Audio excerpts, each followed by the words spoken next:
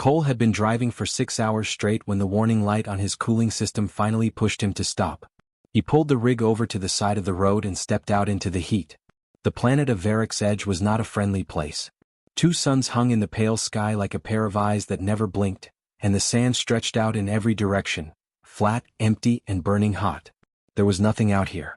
Just the road, the dust, and the occasional skeleton of some creature that had made the mistake of wandering too far from water. Cole did not mind the silence. He was that kind of man. He was somewhere in his mid-40s with a broad back, rough hands, and a face that had seen too much sun and not enough sleep. He wore a faded brown jacket with a torn left pocket he kept meaning to fix. He had been driving long-haul freight routes for nearly 20 years, first on Earth, then on the outer colony worlds, and now out here on the frontier hauling machine parts and dried food supplies between small outposts that most people had never heard of. He had no wife waiting at home.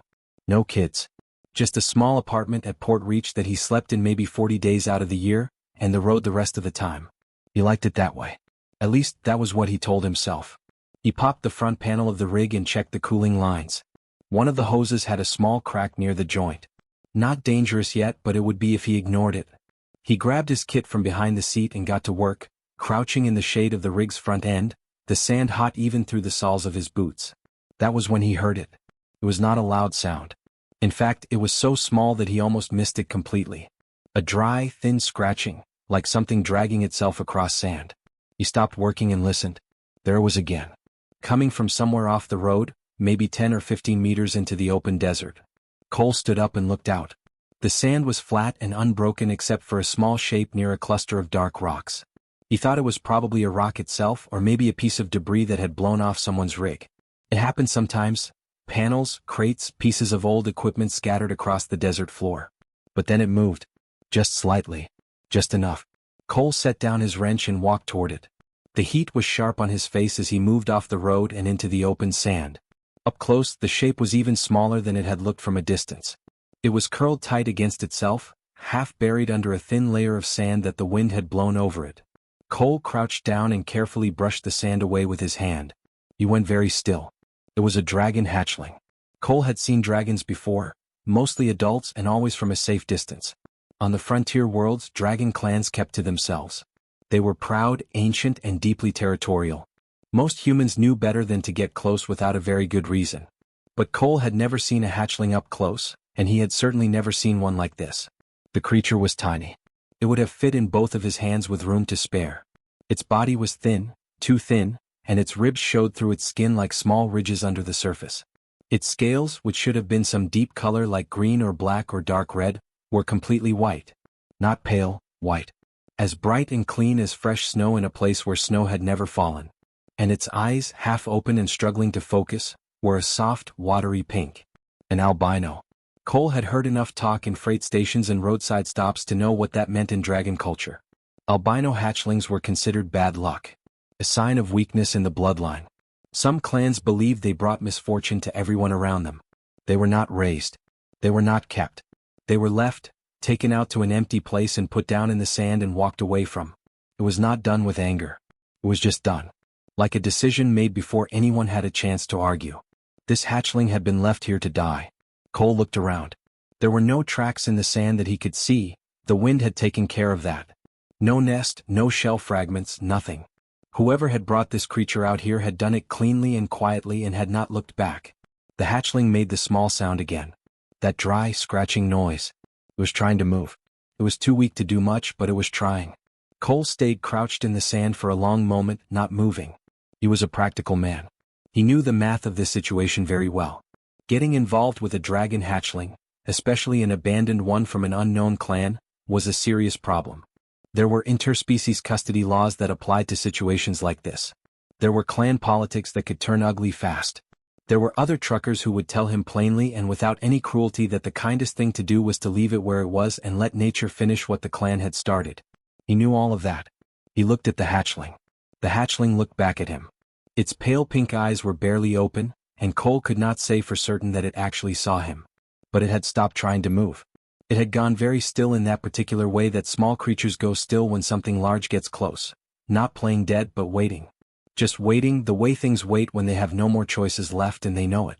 Cole reached out slowly and touched the top of its head with 2 fingers.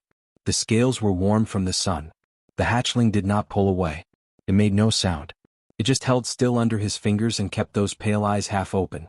Cole exhaled through his nose. He took off his jacket. It was his good jacket, the one with the torn pocket, and he spread it out on the sand. Then, as carefully as he could, he slid both hands underneath the hatchling and lifted it.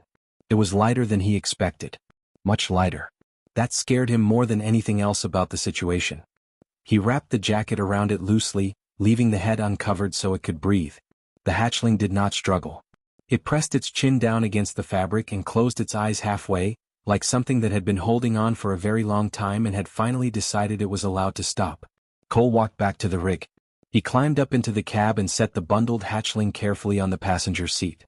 He propped it with the seat rolled slightly back so it would not shift when he moved. Then he sat in the driver's seat and looked at it for a while. He had not planned this. He still had freight to deliver. He had 2 stops before the end of the week and a cooling hose that still needed fixing. He had a route, a schedule, and absolutely no experience with dragon hatchlings of any kind. He did not know what they ate. He did not know what temperature they needed. He did not know if what he had just done was going to cause him legal trouble or clan trouble or both. He knew one thing. He was not putting it back. Cole got out, fixed the cooling hose, put his tools away and climbed back into the cab. The hatchling was still breathing. He could see the small rise and fall of its sides under the jacket. The twin suns were beginning to drop toward the western horizon, and the road ahead was long and empty and gold in the late light. He pulled the rig back onto the road and started driving. He told himself it was temporary. He would figure out what to do at the next outpost. He would ask around, find someone who knew about these things and sort it out properly. This was not a permanent situation. It was just a decision he had made in the heat of the moment, and reasonable people made those all the time. He believed that for about 10 minutes. Then the hatchling shifted slightly in the passenger seat, turned its white-scaled head toward him, and made a sound that was not quite a cry and not quite a breath but something in between, small and tired and real, and Cole reached over without thinking and rested 2 fingers gently on its side. He did not move his hand for a long time. The road went on ahead of them, endless and quiet, and neither of them was alone anymore. The first problem was food. Cole had known it was coming. Even before he pulled back onto the road, even before the hatchling had made that small tired sound and pressed itself against the seat, Cole had known that the moment he picked it up, food became his problem. Dragon hatchlings did not survive on desert air and good intentions. They needed something real and they needed it soon. The trouble was that Cole's rig was stocked for a human trucker on a long freight run, not for a newborn creature that probably weighed less than a bag of tools. He had water, which was good. He had 2 boxes of dried ration packs, a tin of crackers, 3 pouches of instant soup, and a small emergency kit tucked behind the passenger seat. That was everything. He drove for about 20 minutes before he reached over and carefully opened the emergency kit with one hand, keeping his eyes on the road. Inside was the usual collection: bandages, a small flashlight, a thermal blanket, a folding knife, and 2 packets of plain broth powder. The kind that dissolved in hot water and tasted like almost nothing. Cole used them when he was sick and did not feel like eating properly. They were not exactly a meal. But they were warm and they were liquid, and that was at least a start. He pulled over again at a flat stretch of road where the shoulder was wide enough to park safely. The suns were lower now and the heat had dropped just slightly, from brutal to merely very bad. He climbed into the back section of the cab where he kept a small electric kettle bolted to the shelf above his bunk. He filled it from his water supply and switched it on. While he waited for the water to heat, he checked on the hatchling. It was still in the passenger seat, still wrapped in his jacket, still breathing. Its eyes were closed now. Cole was not sure if that was sleep or something worse, but when he touched its side gently it shifted and its eyes opened slightly. Still alive. Still holding on. He let out a slow breath and went back to making the broth. He mixed the powder with hot water in the cleanest cup he had and let it cool down to something that would not burn. Then he tore a small strip from a clean cloth he used for wiping down equipment, not the dirtiest solution but it would work, and dipped it into the warm broth. He climbed back into the front and sat sideways in the driver's seat, facing the passenger side. The hatchling was watching him now. Both pale pink eyes were open and tracking his movements with the careful attention of something that was frightened but too exhausted to run. Cole held the wet cloth near its mouth. Nothing happened. He moved it a little closer.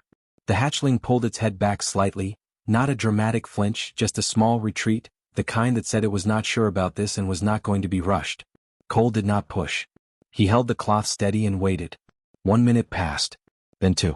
The hatchling stretched its neck forward very slowly and sniffed the cloth. Its nostrils flared. It sniffed again. Then it pulled back and looked at Cole like it was seriously questioning his judgment. Cole said quietly, "I know. It's not great. But it's what we have." He dipped the cloth again and held it out a second time. The hatchling sniffed it again, longer this time. Then it turned its head away entirely and tucked its chin back down against the jacket. Cole sat there with a dripping cloth and said nothing. He tried again 5 minutes later. Same result. The hatchling was not interested, or it was too weak to make the effort, or it simply did not trust him yet, probably all three. Cole dipped the cloth, held it out, waited, and got nothing. He did this with the kind of steady, unhurried patience that long years of solo driving had built into him. He was not a man who got frustrated easily. The road had taught him that most problems did not respond well to frustration. They just needed time. He tried 6 more times over the next hour. On the 7th attempt, something changed. The hatchling sniffed the cloth the way it had before, cautious, uncertain, ready to retreat. But this time it did not pull back. It stayed still for a moment, and then its small tongue came out, barely visible, and touched the surface of the cloth. Cole did not move.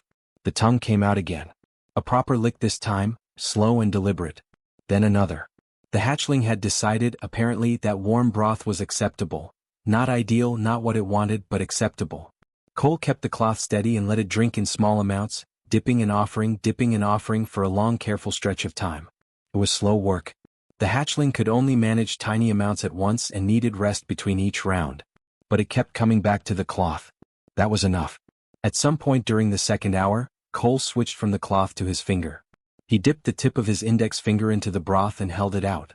The hatchling looked at the finger for a long moment with those pale eyes, suspicious, calculating, and then licked the broth directly from his skin. It was such a small thing. A tiny creature, barely alive, licking warm broth from a trucker's finger on the side of a desert road. Cole did not know why it hit him the way it did. He was not a sentimental man. He had lived alone for a long time and was used to it. But something about that small, trusting gesture, the hatchling choosing to take something from his hand, settled in his chest in a way he did not have words for. He looked at the white-scaled creature in the fading light and said, quietly and without planning to, "Ash." The hatchling did not react to the name. It was busy licking his finger. But Cole said it again anyway just to hear how it sounded. Ash. Fit. Small and pale and something that had come through fire and ended up here. The radio crackled to life about an hour later. It was another trucker, a man named Freddie who ran a regular route 2 sectors over and sometimes shared the same freight band. Freddie had a loud voice and a habit of talking too much, but he was not a bad sort and Cole did not mind him. "Cole, that you stopped back near marker 42 earlier? Saw your rig on the shoulder when I came through." "Cooling hose," Cole said. "Sorted it out." Right. "Hey, I heard something funny at Drent Station this morning. Someone said a driver out on the Varric run found a hatchling in the sand. Dragon hatchling. That true?" Cole looked at Ash, who was asleep again in the passenger seat. "Where'd you hear that?" "Station talk. You know how it goes. Listen, if that's you, and I'm not saying it is, but if it is, you need to drop that thing at the nearest warden post and walk away clean. You hear me? Dragon Clan scouts have been moving through this sector for 2 days. Nobody knows which clan or what they're after, but you do not want to be holding one of their hatchlings when they find you." "Noted," Cole said. "Cole. I hear you, Freddie." There was a pause on the line. Freddie knew him well enough to read what that tone meant. "You already picked it up, didn't you?" Cole said nothing. "Ah, Cole." Freddie sounded tired. "You stubborn man. Leave it at the next post. I'm serious. This isn't a stray cat. I know what it is." "Then you know this is trouble." "Probably," Cole said. The radio went quiet. Then Freddie came back one more time, quieter now. "Is it alive at least?" Cole looked over at Ash. The hatchling was curled small and still under the jacket, its white scales faintly lit by the dashboard glow, its sides rising and falling in a slow and steady rhythm. It had eaten. It was sleeping. It was still here. "Yeah," Cole said. "It's alive." Freddie sighed and signed off. Cole set the radio down and pulled back onto the road. The last of the daylight was gone now and the desert had turned dark and cool around him, the stars coming out thick and bright overhead the way they only did out here, far from any town or station or light. Ash did not wake up again for hours. Cole drove through the dark and did not stop. Drent Station appeared on the horizon like a handful of dull lights pushed into the dark. It was not an impressive place. A cluster of low buildings behind a dust fence, 2 fuel towers with blinking yellow lights at the top, a long row of cargo bays on the western side, and a main hall in the center that served as a trading post, rest stop, and unofficial gathering point for every trucker, merchant, and wanderer passing through this part of the frontier. The kind of place that smelled like engine oil and fried food and had at least one argument happening somewhere inside at any given hour of the day. Cole had stopped here dozens of times over the years. He knew the fuel prices were too high and the coffee was too bitter, and the man who ran the front desk had never once smiled at anyone. He did not mind any of that. Drent Station had a working bathroom, a parts counter, and a place to sleep, and that was all he usually needed. Tonight was different. He pulled the rig into the cargo bay and sat for a moment before cutting the engine. Ash was awake in the passenger seat, sitting up straighter than he had managed since Cole found him. 2 days of warm broth and rest had made a visible difference. The hatchling was still thin, still fragile, but his pale pink eyes were clearer now, and he moved his head with something closer to curiosity than exhaustion. He had spent most of the last hour watching the lights of the station grow bigger through the windshield with the focused attention of a creature seeing something new for the first time. Cole looked at him and said, "Stay close and don't cause trouble." Ash looked back at him calmly, as if this was reasonable advice he intended to consider. Cole tucked him carefully inside his jacket, the torn one which Ash had already claimed as his preferred sleeping spot, and climbed out of the rig. He made it as far as the main entrance. The warden was standing just inside the doors like she had been there for a while. She was tall, with sharp eyes and the kind of posture that came from years of dealing with people who thought the rules did not apply to them. Her uniform was frontier gray with a yellow band on the left arm, the standard interspecies affairs marking. She had a datapad in one hand and she was looking directly at Cole before he had even finished coming through the door. "Cole Vance," she said. Cole stopped. "That's me. Warden Sable Hart, Frontier Affairs Division." She looked at his jacket. Something was moving slightly inside it. "Is that a dragon hatchling?" Cole considered several possible answers and settled on the honest one. "Yes." Warden Hart did not look surprised. She looked like someone who had already made up her mind about how this conversation was going to go. "I'm going to need you to come with me." The small office she used at Drent Station was a tight room near the back of the main hall. A desk, 2 chairs, a wall screen showing frontier maps, and a filing system that was losing its battle against the amount of paper it was supposed to contain. She sat on one side of the desk and Cole sat on the other, with Ash still tucked inside the jacket and only his white-scaled head visible above the collar. Hart set her datapad on the desk and folded her hands over it. Under Interspecies Custody Code, Section 4, Paragraph 9, any non-registered creature belonging to a protected species found in the possession of a non-clan individual without prior authorization is classified as an unlawful hold. That includes hatchlings. She looked at Cole steadily. "You picked this hatchling up on the Varick Desert Road 2 days ago. That makes you currently in violation." "I found him buried in the sand," Cole said. "Half dead. Alone. I understand that. He would not have survived another few hours out there." "I understand that too," Hart said, and her voice was not unkind, just even. "That does not change the classification.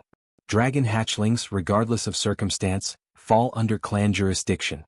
The correct procedure when finding an abandoned hatchling is to report it to the nearest warden post and allow the system to handle placement." "The system," Cole said. "Yes." "And what does the system do with an albino hatchling that was deliberately abandoned by its own clan?"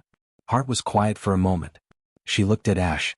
The hatchling was looking back at her with those pale pink eyes, steady, unblinking, calm in the way that small creatures are calm when they are sitting next to the one thing in the room they trust. "That is a separate matter," she said finally. "It doesn't feel separate," Cole said. Hart picked up her datapad. "Mr. Vance, I need to take the hatchling into temporary station custody while this is processed. That is not a request. It is the legal requirement of my position." Cole looked at her. He did not raise his voice.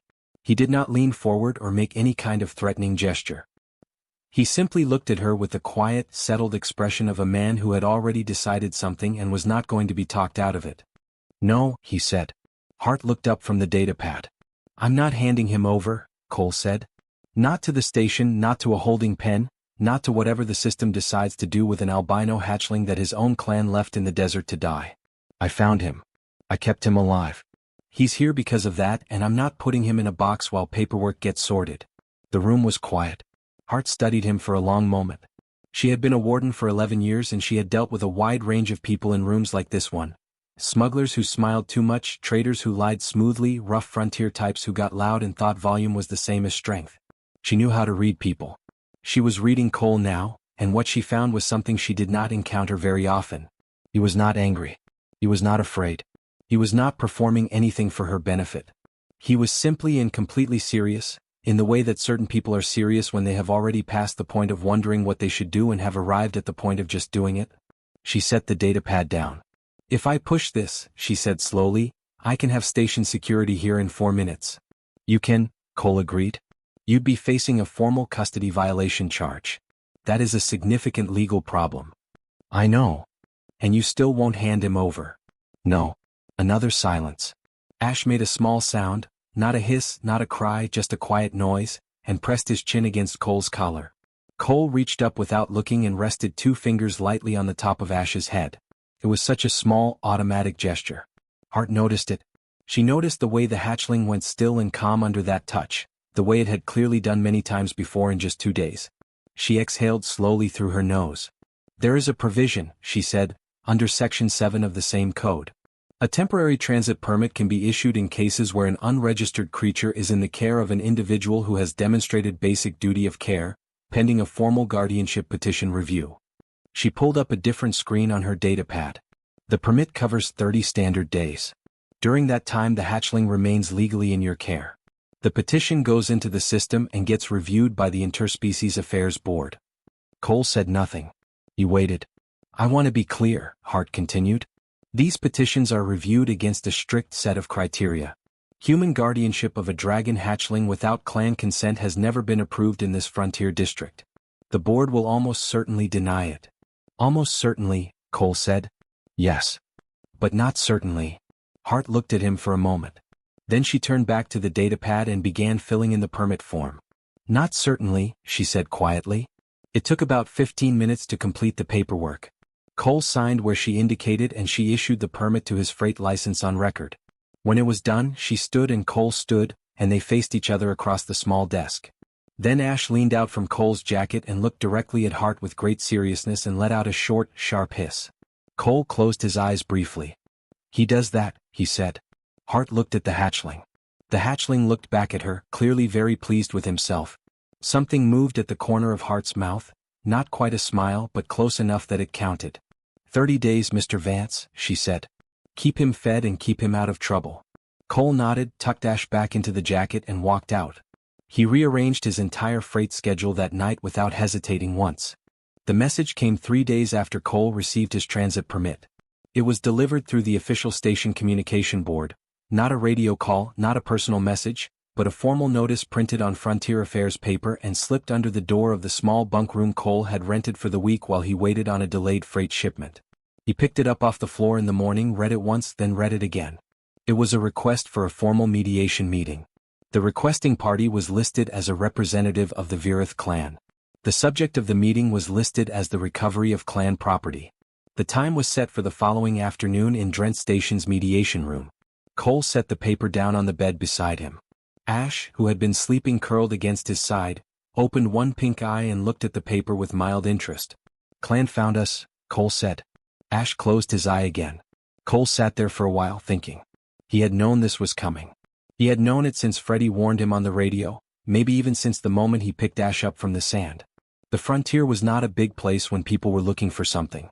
An albino hatchling in the care of a human trucker was not exactly difficult to track.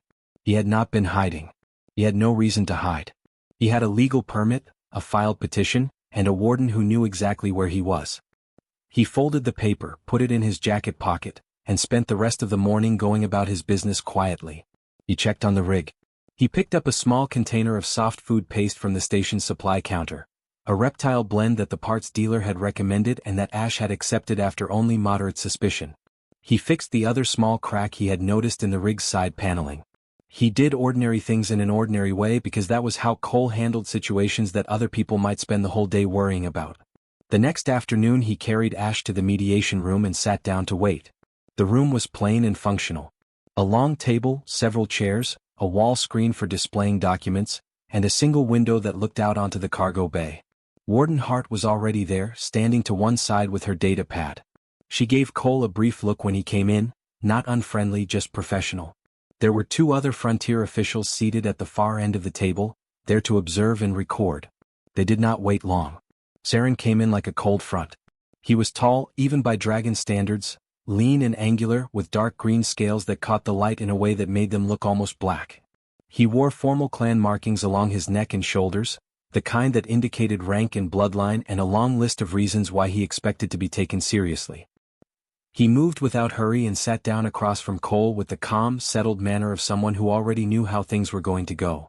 He had one aide with him, younger, quieter, who sat slightly behind Saren and said nothing. Saren looked at Cole. Then he looked at Ash, who was sitting on the table in front of Cole, watching Saren with careful pink eyes. Something passed across Saren's face, brief, controlled, gone in a moment, and then his expression returned to its formal blankness. He did not address Cole first. He turned to Warden Hart and began speaking in clean, precise language, the kind that had been prepared and rehearsed and came out smooth because it had been said in someone's head many times before it was said out loud. He stated that the Virith clan had become aware that a human individual was currently in possession of a hatchling belonging to their bloodline. He stated that the hatchling in question had been placed in a sacred relinquishment ritual, a formal clan practice of returning a hatchling to the land, and that this ritual had been interfered with by an unauthorized party. He stated that the hatchling remained clan property under interspecies territorial law and that the Virith clan was formally requesting its immediate return so that the ritual could be completed properly. He said all of this without raising his voice, without emotion, as cleanly and neatly as if he were reading from a document, which in a sense he was, just one stored in his memory rather than on paper. When he finished, the room was quiet. Hart looked at Cole. Cole had listened to the entire statement without moving. He was leaning back slightly in his chair, both hands resting on the table, his face calm. He let the silence sit for a moment after Saren finished.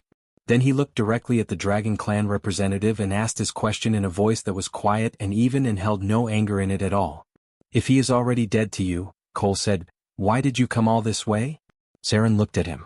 "You said the ritual was completed. You said he was returned to the land. You used the word dead, not abandoned, not relinquished, but already gone." Cole kept his voice level. "So if that's true and he is already dead in the eyes of your clan, then what exactly are you here to recover? You don't come 3 sectors across the frontier for something that doesn't exist anymore." The room was very still. Saren's expression did not break. But it changed. Just slightly. Something behind his eyes shifted. Not anger, not embarrassment, but something more complicated than either of those things. He drew breath to answer and then he stopped. And the stopping was the answer in a way that everyone in the room could see. He did not have a clean response. He had a legal argument, prepared and rehearsed. But Cole had not asked a legal question. He had asked a real one, and real questions had a way of walking straight past prepared answers and sitting down in places that were harder to defend. Saren began to reframe his response, moving back toward the legal language, toward territorial rights and clan law and the proper order of things. Cole let him talk. He did not interrupt. And then Ash woke up. The hatchling had been still and quiet on the table throughout the meeting, watching Saren with those careful eyes. But somewhere during Saren's second prepared statement, Ash lost interest in the dragon across the table. He turned around, walked the short distance across the tabletop, and stepped directly onto Cole's forearm. He turned twice in a small circle the way he always did, settled his weight down and pressed his chin against Cole's wrist.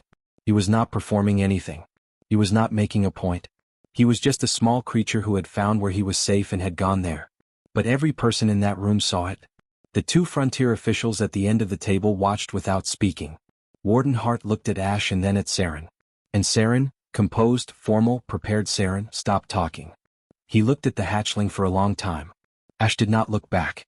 Ash was already half asleep, his white-scaled body rising and falling slowly against Cole's arm, entirely unconcerned with clan representatives or territorial law or sacred rituals. Something moved across Saren's face that he did not manage to control in time. It was there and gone quickly, but it was there. Cole saw it. Hart saw it. It was not anger. It was something older than anger and harder to name. Hart spoke then. She laid out the legal position clearly and without taking sides. The original abandonment was documented and intentional, which weakened custodial standing under the same laws Saren had cited. The transit permit was valid. The guardianship petition was filed and under review. Until the board issued a ruling, the hatchling remained in Cole's legal care. Saren listened to all of it. He did not argue. He gathered his prepared documents, said that the Virith clan reserved the right to challenge the petition through official channels, and stood to leave. At the door he stopped. He turned and looked at Ash one more time. The hatchling was fully asleep now, tucked against Cole's arm, white scales catching the pale light from the window. Saren looked at him for several seconds without speaking. His expression was controlled but not entirely empty. There was something in it that might, in a different situation, have been called grief, though Cole was not certain that was the right word. Then Saren turned away and walked out. His aide followed without a sound. The door closed behind them. Warden Hart exhaled slowly and made a note on her datapad. The two officials gathered their things and left. Cole sat at the empty table with Ash asleep on his arm and did not move for a while. He looked down at the hatchling. At the white scales and the soft slow breathing and the complete, untroubled peace of a small creature that had no idea what had just happened in this room on its behalf. Cole put his other hand over Ash gently. Outside, through the window he could see Saren crossing the cargo bay, straight-backed, formal, walking away without looking back. Just like someone who had not won.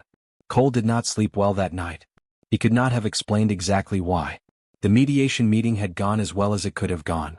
Hart had held the legal line, the permit was still valid, and Saren had left without making any direct threats. On paper nothing bad had happened. Cole had dealt with worse afternoons and slept fine afterward. But something sat in the back of his mind that he could not shake. It was not a specific thought. It was more like a feeling that the day had not finished yet. That the meeting in the mediation room had been one thing, and that something else was still coming, and that the two were connected in a way he could not quite see yet. He had learned, over 20 years on the road, to pay attention to that feeling. He decided not to rent the bunk room again that night. Instead, after dinner he took Ash back to the rig and settled in there, reclined the driver's seat, pulled his blanket up and left the cab's internal lights on low.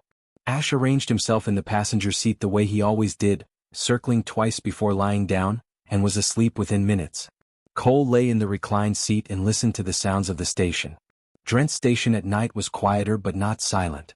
There were always rigs running somewhere in the cargo bays, always a few people moving between buildings, always the low hum of the fuel towers doing whatever fuel towers did in the dark. Cole knew these sounds. He had fallen asleep to versions of them in dozens of stations across a dozen worlds. They were familiar and they were ordinary, and tonight for some reason they were not enough to settle him. He watched the ceiling of the cab and thought about nothing in particular and stayed awake. It was somewhere past the second hour of the night when he heard it. A sound that did not belong. Not loud. In fact, it was the quietness of it that caught his attention. A careful sound. The sound of someone trying not to make a sound.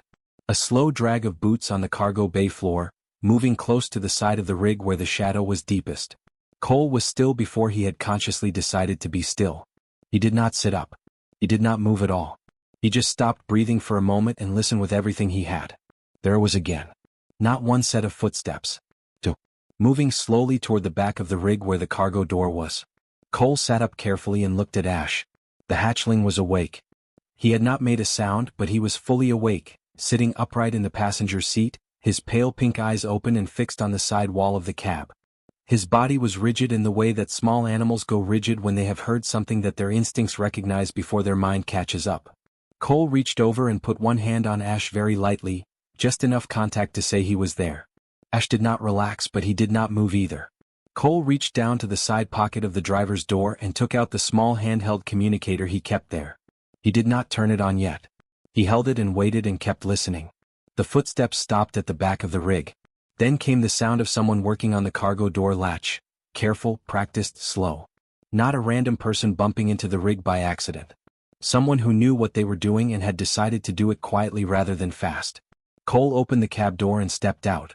He came around the side of the rig in 4 steps and turned the corner to the back and stopped. 2 of them. Younger than he had expected, with the lean build and dark scaling of the Virith clan. They were not in formal markings like Saren. They wore plain traveling clothes, the kind that did not identify them as anything in particular. One of them had already gotten the latch halfway open. The other one was watching the bay entrance. They both turned when Cole appeared. For a moment, nobody moved. Cole looked at the 2 of them and they looked at him, and the situation was clear to everyone present without anyone needing to say a word. They had come for Ash. They had not come through official channels or legal processes. They had come in the middle of the night, quietly, to take what the mediation meeting had not given them. Cole stepped in front of the cargo door. He did not say anything dramatic. He did not threaten them or make himself large or do any of the things that people do when they want to look dangerous. He simply stood in front of the door with his feet planted and his arms at his sides and looked at them with the same calm, settled expression he had used in the mediation room. The expression that said he had already decided and was not going to be moved. The one who had been watching the entrance moved first. He stepped toward Cole quickly, covering the distance between them in 2 strides, and shoved him hard in the chest with both hands. Cole took the hit. He rocked back half a step from the force of it. His shoulder caught the edge of the cargo door and a sharp pain ran down his arm. He stood back up straight and moved back in front of the door. He did not step aside. The same one drew back to shove him again, harder this time with more intention behind it. Cole set his feet and took that one too. It drove the air out of him and his back hit the door with a sound that rang out across the quiet cargo bay. His ribs ached immediately and deeply. He straightened up again. Stayed in front of the door. Looked at them. His face did not change. The 2 clan members looked at each other. They had expected resistance of some kind, argument maybe, or someone who pushed back and then backed down when things got physical. They had not expected this. A man who took the hit and did not move and did not change his expression and seemed prepared to keep doing exactly that for as long as it took. It made them uncertain. Uncertain people make noise. They did not get the chance. From inside the cab, a sharp and piercing alarm split the night air wide open. It was the rig's emergency alarm, mounted to the console above the passenger seat, a system Cole had installed 2 years ago after a cargo theft in another station. It required a specific sequence of buttons pressed in the right order to activate. Cole had never shown that sequence to anyone. He had not needed to. Ash had apparently found it himself. The alarm was extraordinarily loud. The kind of loud that reached every corner of the cargo bay and beyond it, into the main hall, into the bunk rooms, into the fuel station office. Lights came on in the bay. Voices came from the direction of the main hall. Running footsteps. More than one person. The 2 clan members looked at each other again. The calculation had changed completely and they both knew it. They ran. They were gone around the far side of the bay before the first station security officer came through the bay entrance at a jog, hand on his sidearm, scanning the space. 2 more came behind him. Warden Hart came through 30 seconds later, datapad already in hand, her expression sharp and awake in the way that suggested she had not been sleeping deeply either. Cole was sitting on the cargo bay floor. He had not planned to sit down. His legs had just made the decision for him sometime in the last 30 seconds, and the floor had seemed like a reasonable place to be. His ribs hurt significantly. His shoulder hurt. His hands, he noticed, were not entirely steady. The cab door opened and Ash came out. He navigated the step down from the cab with the careful concentration he always used for heights, landed on the bay floor, crossed the space between them, and climbed directly into Cole's lap. He was too big for it. He had been too big for it for over a week now, but he did it anyway, folding himself down and pressing his weight against Cole's chest and staying there. Cole put both arms around him. He did not say anything. Hart was talking to the security officers, taking their report, sending 2 of them in the direction the clan members had run. Cole heard all of it from a slight distance, the way you hear things when something more immediate has your full attention. He sat on the cold cargo bay floor with Ash pressed against his chest, and he just breathed. In and out. Slow and steady. Ash breathed with him, the small body rising and falling in the same rhythm, and Cole kept his arms around the hatchling and did not let go. Hart crouched down beside him after a while. She looked at his face, then at Ash, then back at his face. "You all right?" she said. Cole thought about it honestly. His ribs ached and his hands were still not quite steady, and he was sitting on the floor of a cargo bay in the middle of the night holding a white dragon hatchling like he was never going to put him down. "Yeah," he said. Hart nodded slowly. She looked at Ash, who looked back at her with calm pink eyes from the safety of Cole's arms. She stood up and went back to work. Cole stayed on the floor a little longer. The approval came on a Tuesday. Cole was in the middle of checking his tire pressure when Hart walked across the cargo bay with her datapad and stopped beside him without saying anything immediately. He looked up at her face and read it before she said a word.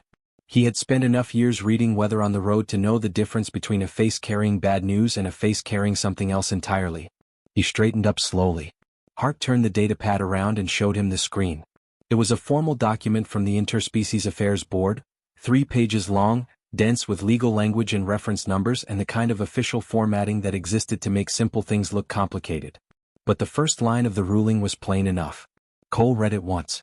Then he read it again, more slowly, the way you read something when you want to make sure you are understanding it correctly and not just seeing what you want to see. Guardianship petition approved. Below that, in smaller text, a note from the reviewing board that Cole read carefully.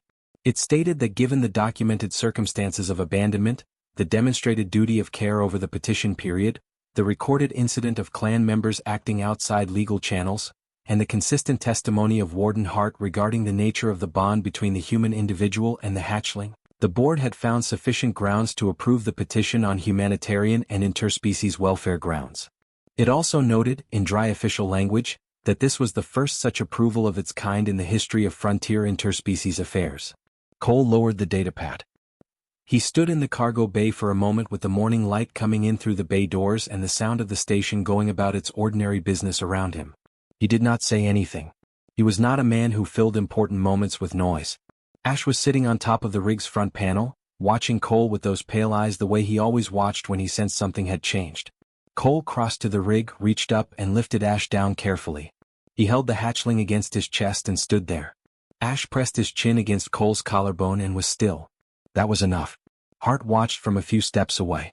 She had seen a lot of things in 11 years of frontier work, disputes and reunions and endings and beginnings of various kinds. She was not a sentimental person by nature. But she did not look away and she did not rush him. After a while Cole looked over at her. "First time," he said. "First time," she confirmed. Cole nodded once. He set Ash back on the panel and went back to checking his tires.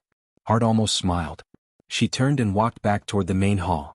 The second thing that happened that morning came 2 hours later, and Cole did not expect it. He was loading the last of his freight, a consignment of medical supplies headed for an outpost 3 sectors out, when he heard footsteps behind him that he recognized before he turned around. Measured, unhurried, precise. The footsteps of someone who never moved without purpose. Cole turned. Saren was standing at the entrance to the cargo bay. He was alone. No aid, no formal documentation, no clan markings on his shoulders. He was wearing plain traveling clothes, dark, simple, nothing that announced what he was or where he came from.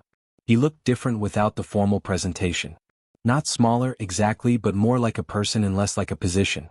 Cole set down the crate he was holding and waited. Saren walked across the bay and stopped a few meters away. He looked at Cole for a moment, then looked at Ash, who was perched on the open cargo shelf watching the new arrival with careful attention. Ash did not hiss. He just watched, still and quiet, the way he watched things he had not made up his mind about yet. Saren looked at the hatchling for a long time. When he finally spoke, his voice was different from the mediation room. Still controlled, still measured, but without the rehearsed quality that had been there before. This was not a prepared statement. This was a man saying something he had been working out how to say for several days. In the public record of our clan, Saren began, the oldest tradition, older than the relinquishment ritual, older than most of what we practice now, held a different understanding of albino hatchlings. He paused. White scales were not considered a mark of weakness or bad fortune. They were considered the mark of one who walks between worlds. A hatchling who exists at the boundary between what is known and what is not yet known. He stopped again. The clan forgot that. It was easier to forget it than to explain it. Cole said nothing. He let Saren finish. "I am not here representing the clan," Saren said. "I am here as myself. There is a difference." He looked at Ash again. The younger members who came here that night acted without authorization. Saren's jaw tightened briefly. "That has been addressed internally." Cole nodded slowly. "I also want to say," Saren continued, and here his voice changed again, quieter, less certain, the voice of someone walking on ground they were not entirely sure would hold, "that what I saw in the mediation room, the way he went to you." He stopped. Started again. "That is not something that happens without reason. Hatchlings do not choose without reason." Cole looked at Ash. Ash had relaxed during Saren's speaking and was now sitting with his wings folded loosely and his head tilted slightly to one side. His thinking posture, Cole had come to recognize it. He was listening. Whether he understood the words or just the tone of them, Cole could not say. But he was listening. Cole looked back at Saren. "What was his designation?" he asked. "In the clan. Did he have a name before they left him?" Saren was quiet for a moment. "No," he said. "Albino hatchlings were not named." Cole nodded. "His name is Ash," he said simply. Something moved across Saren's face. Not grief this time and not the complicated controlled thing from before. Something quieter than either of those. He looked at the hatchling, at Ash, and said the name once very quietly as if testing the weight of it. "Ash." Ash looked at him directly when he heard it. Just for a moment. Then he turned and walked along the cargo shelf to the end closest to Cole and sat down there, close enough to touch. Saren watched this. He stood with it for a moment in silence. Then he reached inside his jacket and took out a small object, flat, dark, no larger than Cole's palm. He held it out. Cole took it carefully. It was a clan tile, a piece of polished dark stone with markings etched into the surface. Cole did not know enough about dragon script to read it, but he could see it was carefully and precisely done. It says, in the old language, one who walks between worlds, Saren said. It has no legal standing. It means nothing to the clan formally. He paused. But if you travel in dragon territories with him, there are older individuals who will recognize it. It may help. Cole looked at the tile for a moment. Then he closed his hand around it. Thank you, he said. Saren looked at him steadily. Then he gave a single, slow nod, not the formal acknowledgement of the mediation room, but something more genuine than that.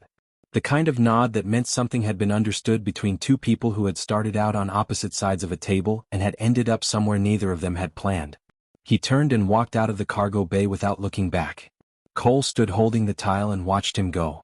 Ash made a quiet sound from the shelf behind him. Cole turned, and the hatchling immediately stepped off the shelf onto his shoulder. A new habit of the last week, one that Cole had given up trying to discourage, and settled there with his tail looped loosely around Cole's neck for balance. Cole reached up and steadied him with one hand and finished loading the rig. An hour later they were on the road. The twin suns were rising over the desert in long gold and amber bands, painting the highway ahead in warm light that made the sand look almost beautiful instead of just endless. The road stretched out straight and clean to the horizon with nothing on it but possibility. Cole drove with one hand easy on the wheel. Ash sat in the passenger seat, upright now, not curled and sleeping as he had been in those first fragile days, but sitting properly, watching the road with those pale pink eyes that missed nothing.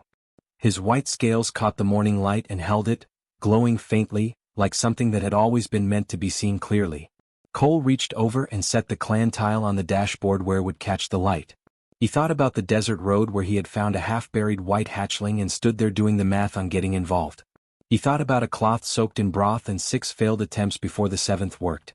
He thought about a cargo bay floor and 2 steady arms and a small body breathing against his chest. Some things you do not plan. You just stop, look into the sand and make a choice. Cole had made his. The road stretched on ahead of them, long and open and full of whatever came next. The passenger seat was not empty. The rig had 2 seats and both of them were filled, and for the first time in more years than Cole could honestly count, the road did not feel long at all. It just felt like home.